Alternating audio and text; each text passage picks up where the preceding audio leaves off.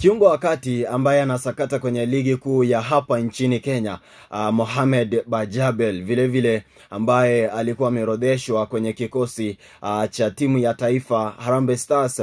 Habari za hii asubuhi ni kwamba ataweza kukosa kwenye kikosi ambacho kinaondoka hapa nchini, kikosi cha Harambee Stars kwenda kucheza dhidi ya timu ya Chad kwenye mechi ya kirafiki. Inasemekana kwamba aliweza kupata jeraha walipokuwa kwenye mazoezi. Inamaanisha nini?